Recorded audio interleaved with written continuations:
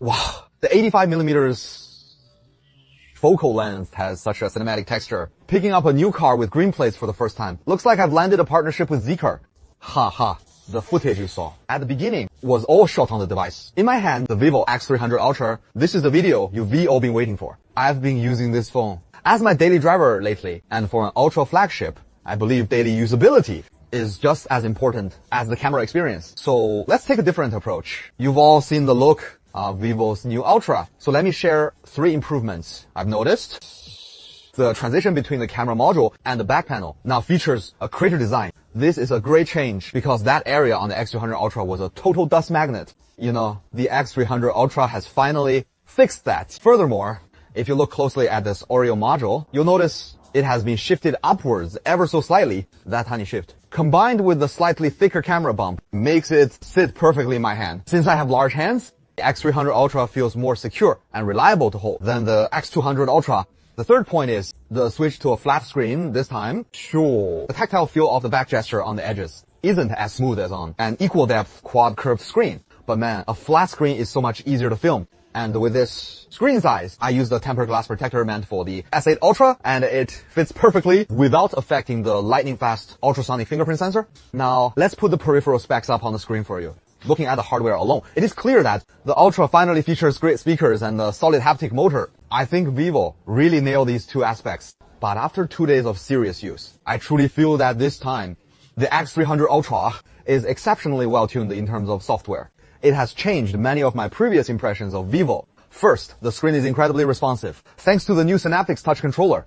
It is indeed very fluid and stable, even when I set the display scale to small. You know what? Third-party app optimization is flawless, and I haven't run into any bizarre bugs. I've actually used many phones running originals, specifically the latest versions. But this phone's performance in smoothness and stability is the best I've ever experienced. I stand by that. Of course, many of you care about the screen's visual quality. Honestly, compared to the 200 Ultra, there is not much difference. They're basically identical since the 200 Ultra screen was already excellent. As for battery life, after using it for a while, I'll just show you my actual battery usage stats. I checked, and there were only 2 days where I hit 100 usage. I usually charge once a day, and on those full usage days, screen on time.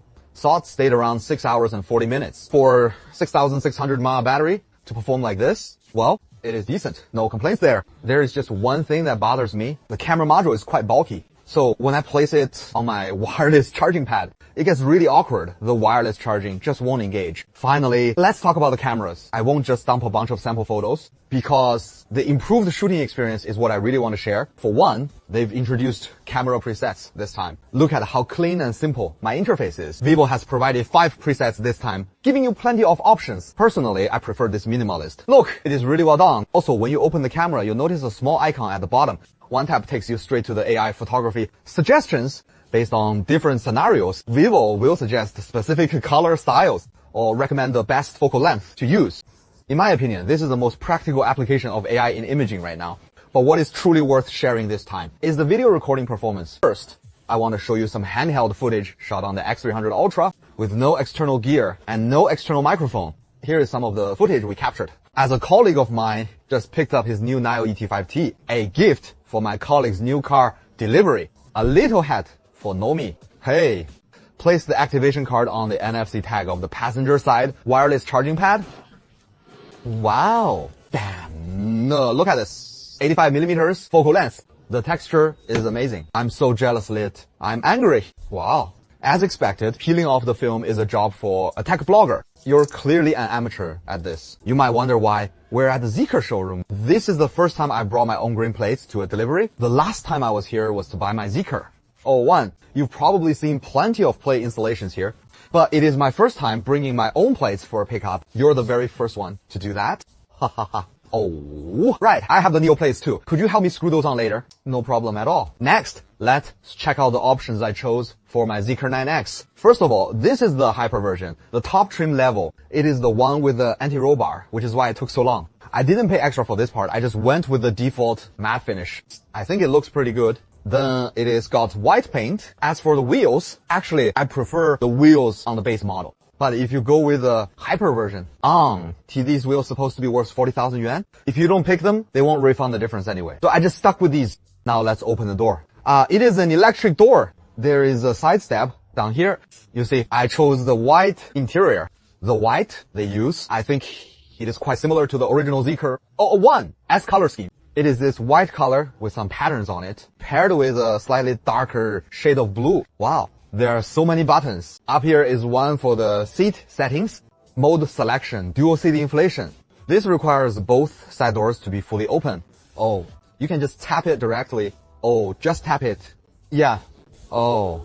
And then that one is rotating, right? Oh, this is great. This one. So theoretically, your child seat should be installed here.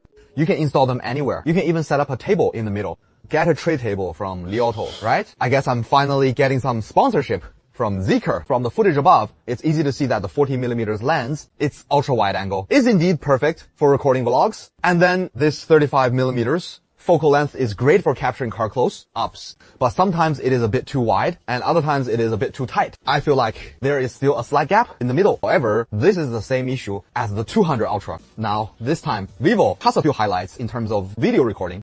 It really took me by surprise. First of all, the audio recording. It shouldn't be hard to tell that the audio in those clips is actually quite good. Plus, they've optimized the audio recording for different scenarios. And another thing, guys, this phone supports color style filters even in 4K 60fps video. In my experience, only Hermeos could do that before. For iPhone, you still need a third-party app. Currently, on the Android side, vivo is the only one that can. I have to give a big thumbs up for this feature. The most important part is yet to come. It is about their portrait recording, the front camera. You know, you can record in 4K 60fps even with beauty mode on. This is really, really great. By the way, as for the cinematic style, they've been promoting heavily. We also shot some footage, and it really captures that vibe. To wrap up this video in the past, my take on vivo's Ultra series was an imaging beast, but very, very unbalanced. But this year, the X300 Ultra feels like the imaging is still outstanding, and they've added many user-friendly settings for beginners. However, the most noticeable thing to me is the massive improvement in the daily experience. I wonder if you'll feel the same once you get your hands on it.